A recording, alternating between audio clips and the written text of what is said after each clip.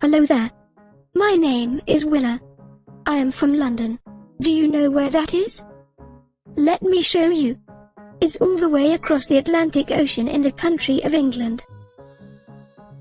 I am so excited to go on this adventure with you and my friend Kayla. Over the next 5 weeks we are going to become citizen scientists. We will have lots of fun, as we learn why it's important for us to use all our senses and observation skills to learn about the world around us. I will even get to share with you a bit about my country. Shall we get started on our journey? Alrighty then, let's go. Hey everyone, thanks for joining Willow and me today for the first session in our Investigation Awaits series. Over the next 5 weeks, we will be exploring our senses and how they are important in seeing the world around us. My name is Kayla Roloffs, and I am the Youth Outreach Manager at Girl Scouts of Minnesota and Wisconsin Lakes and Pines. Before we begin today's activity, let's start with the Girl Scout Promise and Law. Is everyone doing the Girl Scout sign? Let's go. On my honor, I will try to serve God and my country, to help people at all times, and to live by the Girl Scout law. I will do my best to be honest and fair, friendly and helpful, considerate and caring, courageous and strong, responsible for what I say and do, and to respect myself and others, respect authority, use resources wisely, make the world a better place, and be a sister to every Girl Scout. So for today's activity, we will be learning about sight and how it is important in observing our world. Sight is one of our 5 senses. Do you know what our other senses are? And how they help us observe the world around us? Let's check in with Kayla to go over our senses. How do you see something? What body part would you use for that? Point to it. Your eyes, that's right. How do you touch something? What body part do you use for that? Your hands. And how do you taste something? Your tongue? How would you smell something? What body part do you use for that? Your nose? And then how about hearing? What do you use to hear? That would be your ears. Good job. All of our senses give us different kinds of information. So even if one of your senses isn't as strong as the other, you can still learn a lot about the world. Alright girls, now that we have gone over our 5 senses, let's spend some time using them to find clues. Our eyes are one of our most often used senses. Can you imagine what it may be like for someone who is not able to see?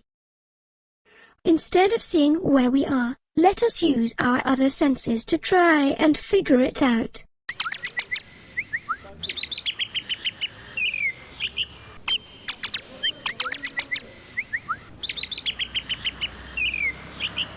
What did you hear?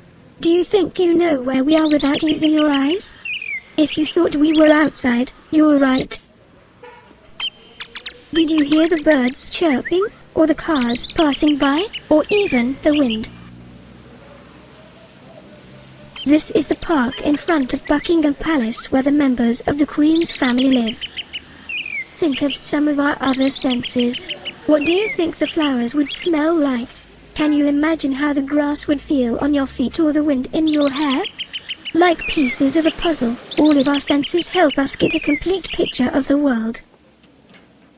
Using our eyes, let's play a game of I Spy. Do you know how to play that? I will say something that describes an object and you will try to find it. Doesn't that sound like fun? Alright then, here we go. I spy something that shines. Did you pick the statue? I spy something the color red. Did you find the red flowers? I spy something that looks fluffy.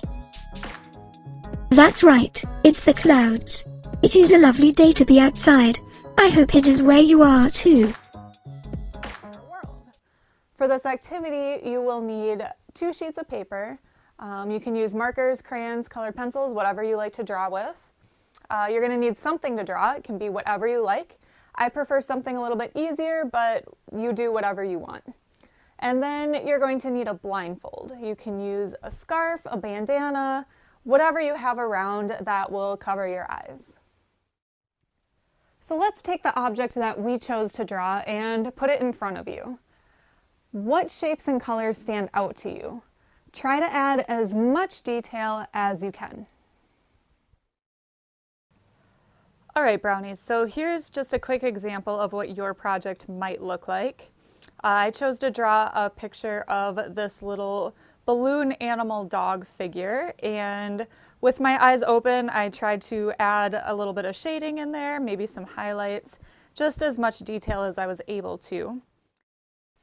After you finish drawing that object, you're going to draw the same picture again, but there's a catch. Grab your blindfold and make sure that you can't see anything. Once your eyes are covered, try and draw that same object again without using your sight. Use your other senses, like touch, to try and draw something. All right, Brownies, so here's just an example of what yours might look like. And with my eyes open, I tried to add in just a little bit of shading, maybe some highlights. And with my eyes closed, it was a lot harder to do anything like that. So here's just a side-by-side of what my pictures looked like, and we can't wait to see yours. What does your drawing look like? What was the hardest part about not being able to see? Was there anything that surprised you when you did the drawing the second time? This activity helped teach us how important sight is in observing our world. But what happens when you lose your sight? Until we meet again, see what kinds of things you can find that help people who have lost their sight. All right, girls. Try going on a color walk this week. If it's nice weather, take an adult and go outside. Otherwise, you can walk around your home going into different rooms. Pay very close attention to the colors you see around you. Did you know that 1 in every 20 people have some type of difficulty seeing colors? On your walk, draw a picture as you see it with all of the colors. Then when you get home, redraw your picture. This time make everything that is either red or green the same color. This is one of the most common sight impairments called red-green color blindness. How do your pictures differ? Can you think of ways someone who sees the world like this might need help adapting? Now that we're wrapping up for today, share something that you learned with someone else about the importance of sight and how it affects your drawings. And if you want, feel free to share with us as well on our Facebook event page. Willow and I love seeing all of your creativity and the projects that you guys do. We really hope that you had fun today and can't wait to see you next week when we get to explore how sound works. Cheerio, girls. And no, that's not a breakfast cereal. It is how we say goodbye in England. I'm looking forward to seeing all of your projects. See you next week as we continue on our adventure through our senses.